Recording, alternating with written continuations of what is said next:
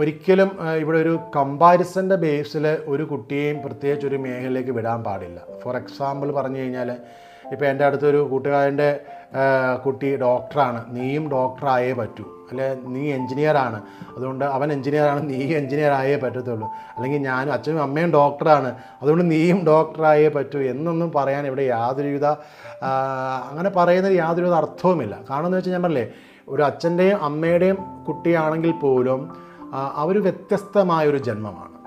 അവർക്ക് വ്യത്യസ്തമായ ചില കാഴ്ചപ്പാടുകളും മനോഭാവങ്ങളും വ്യത്യസ്തമായ ചില കഴിവുകളുമാണ്. അപ്പോൾ അവരുടെ കഴിവ് അച്ഛൻ്റെയും അമ്മയുടെയും കഴിവായിരിക്കത്തില്ല കുട്ടിയുടെ കഴിവ്, അച്ഛൻ്റെയും അമ്മയുടെയും താല്പര്യമായിരിക്കത്തില്ല കുട്ടിയുടെ താല്പര്യം. അപ്പോൾ ആ കുട്ടിയുടെ സ്ട്രെങ്ത് അനുസരിച്ചുള്ള ഒരു മേഖലയിലേക്ക് വേണം വിടാൻ. ഇപ്പോൾ എൻ്റെ അടുത്തൊരു പേരൻറ്റ് വന്നിട്ടുണ്ട്, അപ്പോൾ അച്ഛനും അമ്മയും ഡോക്ടറാണ്. അപ്പോൾ അത് അവർക്ക് ആഗ്രഹം, അവർ അതിന് വേണ്ടി ഒരു ക്ലിനിക്കൊക്കെ സെറ്റപ്പ് ചെയ്ത് വെക്കുന്നുണ്ട്. അവരുടെ കാലശേഷം ആരെങ്കിലും ഡോക്ടർ വേണമല്ലോ. അപ്പോൾ അതിന് ഈ കുട്ടിയെ ഡോക്ടർ എന്ന് പറഞ്ഞ് ഇങ്ങനെ ഫോഴ്സ് ചെയ്തുകൊണ്ടേയിരിക്കുകയാണ്. പക്ഷേ ഈ കുട്ടിക്ക് ഡോക്ടർ ജോലി ഇഷ്ടമേ അല്ല. ആ കുട്ടിക്ക് സിവിൽ സർവീസാണ് ഇഷ്ടം.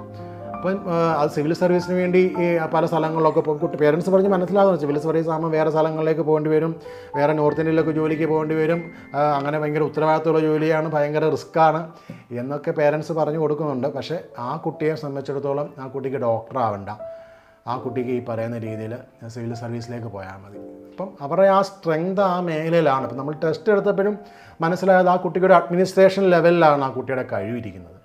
സോ ആ അഡ്മിനിസ്ട്രേഷൻ ലെവലിൽ ഉള്ള കഴിവ്, ആ കുട്ടിക്ക് ഒരു താല്പര്യവും എല്ലാം ഇരിക്കുന്നത്, പല കാര്യങ്ങളും നമ്മൾ നോക്കണമല്ലോ, അതെല്ലാം ഇരിക്കുന്നത് ആ കുട്ടിക്ക് ഈ ഒരു മേഖലയിൽ, ആ കുട്ടി പറഞ്ഞ പോലെ തന്നെ സിവിൽ സർവീസ് മേഖലയിലേക്കാണ് ശരിക്കും ആ കുട്ടി പോകേണ്ടത്.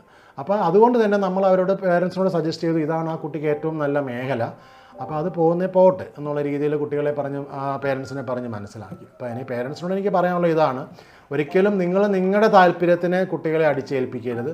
അതോടൊപ്പം തന്നെ അടുത്തത് പേരൻസിനോട് എനിക്ക് പറയാനുള്ളത്, ഏതെങ്കിലും ഒരു കൂട്ടുകാർ പറയുന്നത് കേട്ടിട്ട് ഈ കുട്ടികൾ ചിലപ്പോൾ എടുത്തിയാടിയെന്നിരിക്കും, അതിനെ നിങ്ങൾ ഒരിക്കലും അംഗീകരിക്കുകയും ചെയ്യരുത്. അവരുടെ സ്ട്രെങ്ത് മനസ്സിലാക്കിയിട്ട് അതനുസരിച്ചുള്ള മേഖലയിലേക്ക് വിടാനായിട്ട് നിങ്ങൾ ശ്രമിക്കണം. അത് നിങ്ങൾക്ക് സ്വയം പറ്റുന്നില്ല എങ്കിൽ മാത്രം ഈ ടെസ്റ്റ് എടുത്താൽ മതി.